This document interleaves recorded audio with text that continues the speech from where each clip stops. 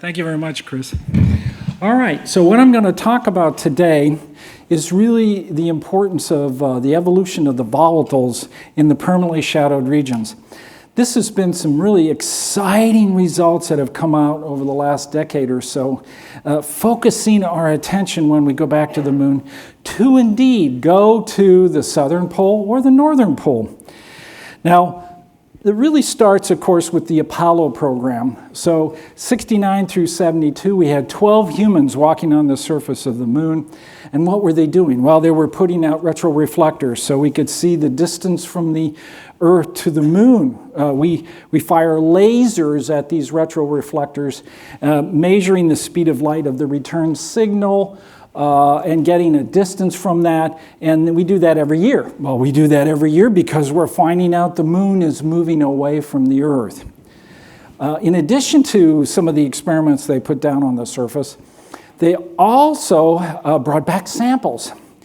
In fact, there's an enormous number of samples that came back, about 382 kilograms of samples, not only regolith, which is the broken up rock that is many meters thick, laying all over the moon from a process that is now clearly the raining process, which is through impacts. Not only the larger stuff, but the micrometeors just garden it, it's called, impacting the surface and destroying rock and creating these very sharp little particles that we call lunar regolith. In addition to that, these rocks could also be age dated. And because of the unique areas that they went, they were able to determine a lot about the age. And the age of the rocks they brought back had some variation associated with it.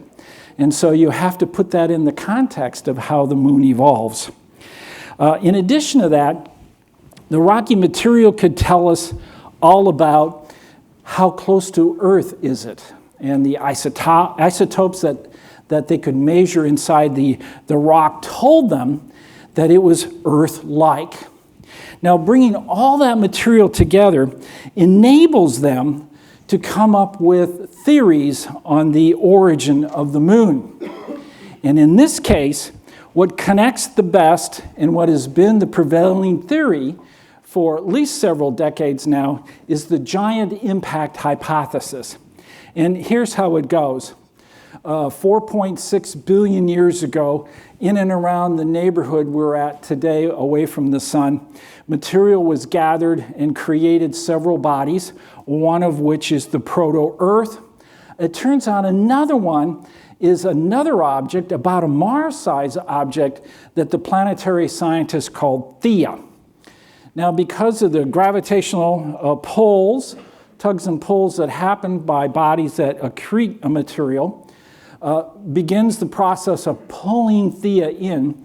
Theia, at about 2.5 billion years, impacts the proto-Earth and creates a giant collision. And as you see here, we can model that. We can take this whole concept, break it up into individual pieces, both the Theia and the proto-Earth, and we can then model that and determine what happens. Well, this is total destruction for Theia. Material is spewed all over the place. And so as you see in the modeling, material is flung out, and the Earth begins the process then of going from proto-Earth to the Earth we know today, and accreting that material into the new body that we call the Earth. Well, there's another physical process that happens that's extremely important, and it begins with the knowledge of a location beyond the Earth called the Roche limit, and that is anything inside the Roche limit. Gravity is strong enough that as material tries to come together, the differential gravity and distance keeps these pieces apart. Think of Saturn's rings. Saturn's rings will never coalesce into one object because it's inside the Roche limit. But outside that Roche limit, objects can accrete and become larger. And so what happens over time, and it's actually fairly quick, the modeling seems to indicate on the order of months, a new object is created beyond Earth, and we call that today the moon. Well, this particular object, once it comes together, is only about 4 Earth radii away from the Earth, okay? So it's a huge object in comparison to other moons that terrestrial planets have, like Phobos and Deimos around Mars, and is very close to the Earth. And of course, the Earth is spinning real fast based on these impacts. And what happens over time is as the moon begins to drift away from the Earth because tidal forces, the pull and tug of these two bodies, that energy gets dissipated and the Earth slows down and the moon moves out. Well, the Earth started out with a 5-hour day, and the moon, just at 4 Earth radii away, begins that process of moving outward. If you were living at that time and you could stand out and look at the moon would dominate the horizon. It would be 16 times larger than it is today. And it's really a fantastic object. And the ability that the moon has to keep the Earth's rotational axis, as I mentioned earlier, to only change by a few degrees has really helped the Earth's climate in particular to be modulated very smoothly or very mildly over time in comparison to larger excursions like Mars has. So that obliquity is extremely important. Today, the moon is 60 Earth radii away from the Earth. And our day, of course, is 24 hours long. Another really fantastic thing happened, and this is because we continue to analyze the samples that are in our archive. You know, we haven't analyzed all the samples we have. Those samples have come into the curation facility managed by the Johnson Space Center, and some of those samples then are preserved, not touched, and located in a different position, but a lot of the samples then that are available then go out to scientists all over the world to propose to analyze them. You can propose to destructively analyze the samples, that means break them apart, or non-destructive methods to get the information that you're interested in. All that is peer-reviewed, and the best activities and the best proposals win out over time. Well, Harrison Schmitt, our first real planetary scientist that walked on the surface of the moon, really understood, well, we have this rock, I'm not taking that back, and here's what we don't have, let's go get this. And oh, by the way, when I go and I look at this rock and we bring it back, I want to know its orientation. I want to know where the rotational axis is, and I want to really get the provenance of where that rock is relative to the rotational axis of the moon. Now, this turned out to be incredibly important because the samples we brought back had a remnant magnetic field trapped inside the rocks, okay? And the concept is, well, where did it get that? And if the moon had an intrinsic magnetic field, what kind of field would it look like? Now, it turns out, and this has only been discoveries within the last 5, 6, 7 years, that indeed we now have determined that the magnetic field remnant that's in these rocks came from the existing magnetosphere of the moon. So the moon had enough of a core that it generated its own magnetic field. And that permeated through the crust and through the rocks, and during impacts, where you then have molten rock being flung all over the place, and as that rock cools, the magnetic domains of the atoms that are in the lattice line up, producing that remnant magnetic field. Well, because Harrison was able to get the orientation correctly, he could determine, scientists can determine what this field was like. And it turns out it's like this first one, which is a dipole-oriented field along the rotational axis. That fits the analysis of the remnant magnetic field the best. Well, this is fantastic because now we can measure that remnant field in these rocks, we can age date these rocks, and we can come up with a distribution of what that field was like over time. Because clearly the moon doesn't have a magnetosphere. And here's here's a summary of the results that came out. And indeed, that magnetic field early on ramped up. And at 3.8 or so billion years ago, when life was starting here on Earth and potentially at Mars, as we've discussed before, the magnetosphere of the moon was the largest. And then it began to taper down. Now, this is really important to understand because it fits into a larger picture of what was happening within the solar system. Carl Sagan has always brought out the fact that the sun, when it first was created 4.5 billion years ago, was very active. It also was very faint compared to today. About 30% of its light hadn't been created.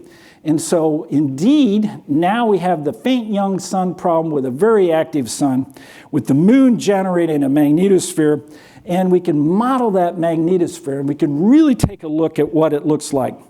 Well, here's some of the results, some of the scientific results that come from modeling these fields. And we see the moon's field is large enough that both the field of the moon and the field of the Earth can interact. They can connect. And as you see, even when the moon is out to 25 or so Earth radii, and even further, about half the distance of where it is today, that the Earth's field and the lunar field are really well connected. So the moon's magnetosphere lies within the Earth's magnetosphere, and this also allows an opportunity to protect the Earth. Because of these large solar storms, the moon can run block and would be the first thing that would be hammered or interacted with coronal mass ejections and how active the sun really is. Once again, maybe meaning that the moon has been really helping the environment here of Earth to become uncommonly habitable. Well, another event happened based on bringing back these rock samples and age dating them, and that is there appears to be impacts that occurred, and a large number of them, between 4.1 billion years and 3.8 billion years ago. Scientists call this the late heavy bombardment. And not only is there a lot of impacts, these are impacts of very large bodies onto the moon. And in fact, what happens in these impacts, you blow away a significant part of the crust. So you end up with the lower crust or upper mantle, which is molten rock, which then pours into the crater. And what that does is it fills the crater up. It brings up heavier material from the interior, more iron, more aluminum. Many of those heavy mass materials end up in this mare, and that's what it is. It's the mare of the moon, is really lava rock that's poured into the craters that were made during the late heavy bombardment. Well, as you can see on the right, interior-wise, we can model how one then flows this molten rock onto the surface of the moon, and that causes an equilibrium change in the area of gravity, meaning the near side becomes heavier than the far side, allowing then that rotational axis to change, to move.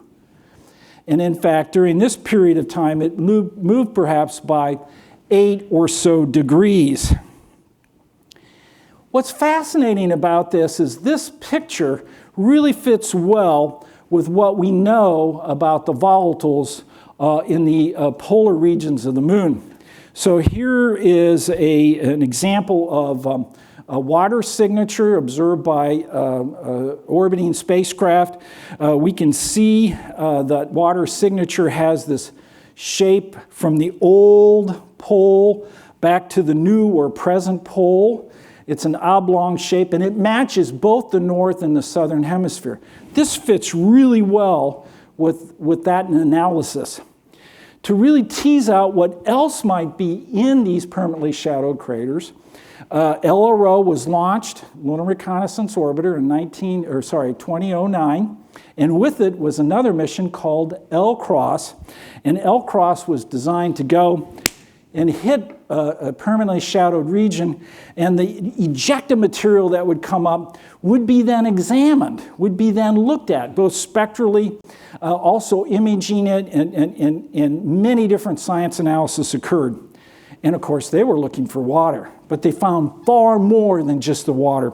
They found a whole set of volatiles, which were sulfur-bearing, in addition to CO2, CO, in addition to H2O, also nitrogen. This material then that they were finding was quite a puzzle at the time. Did we bring it to the moon with LCROSS? Are we really looking at the material that's being ejected from the crater? And so that kind of knowledge was had to factor into what we believe was really happening. In addition to the magma that is filling in, creating the mare during the late heavy bombardment, we also can calculate the outgassing that was going on.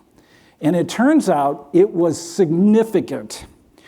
Current research seems to indicate that the lunar atmosphere, which is being created because of the late heavy bombardment and the volcanic outgassing that comes with molten material coming out onto the surface, the pressure might be as much as 12 millibar.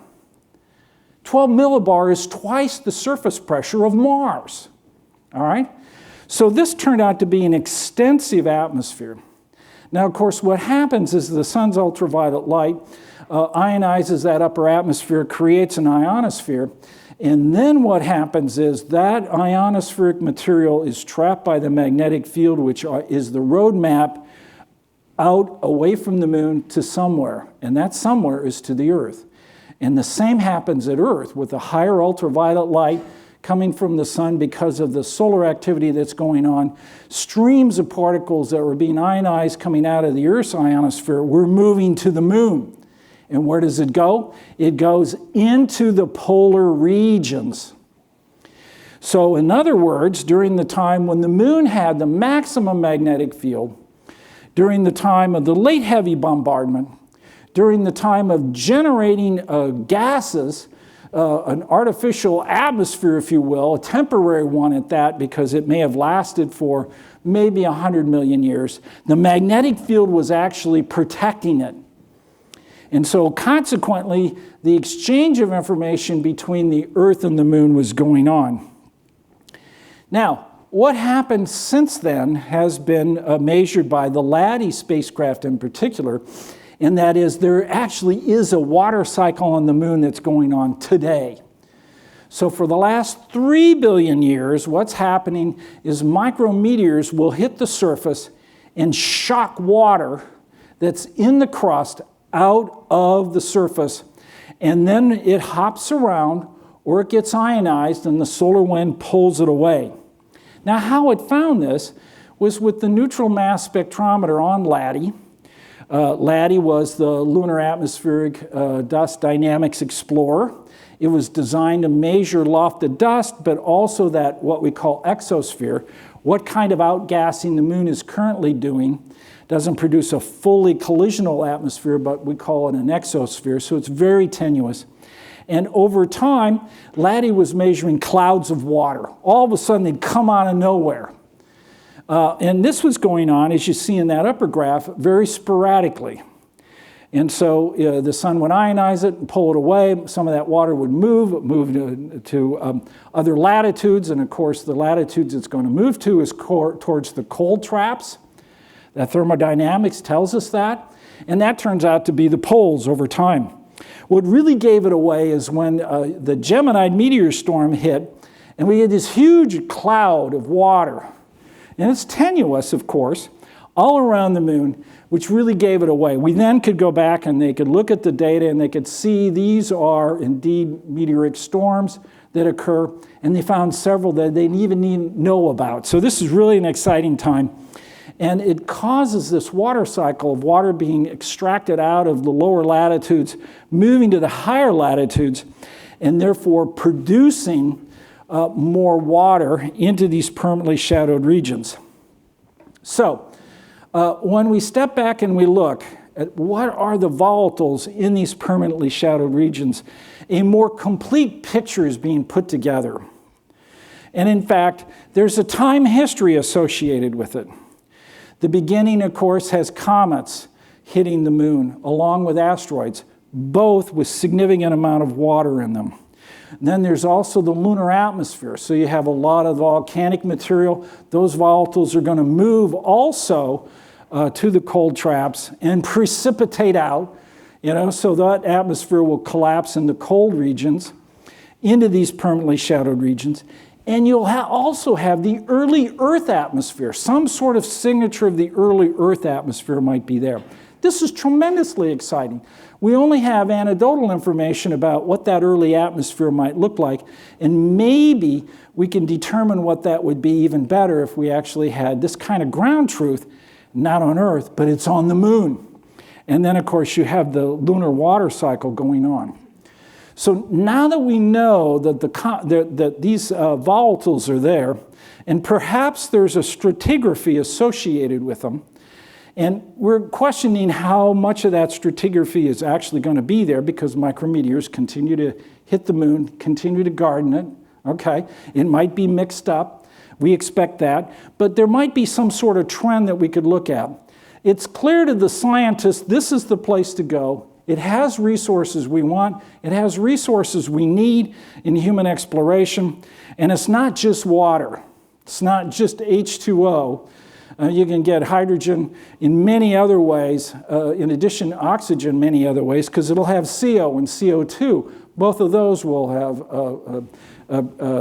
collapsed out of the atmosphere and into these permanently shadowed regions. Scientifically, I want to go there, but I want to core it first.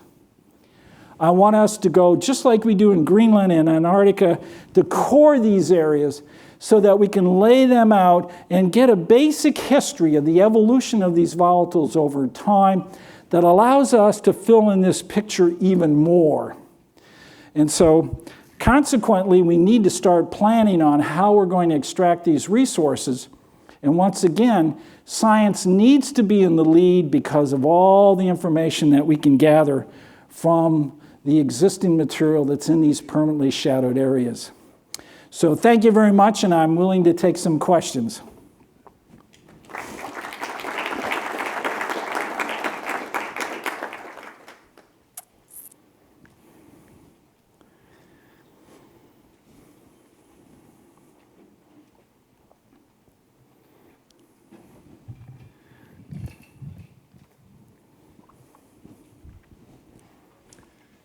Test. Hi. Hello, I'm Chris Temby with the Agnostic Life Finding Association, or ALPHA.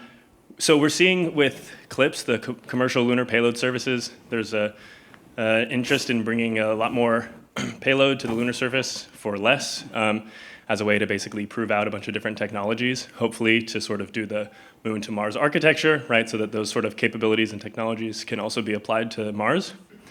There's been, I would say, a focus on ISRU, in-situ resource utilization. And also there's the plans to have refueling starships, for example, on Mars require large-scale water mining. Is there any sort of intention or plan to do large-scale water mining on the moon, especially with these PSRs, or sort of just smaller-scale ISRU, I guess is the question. Yeah, that's a good question in the sense that was, to get to that point, we're going to have to evolve that. ISRU is critical because scientifically, we're going to want to know what's there.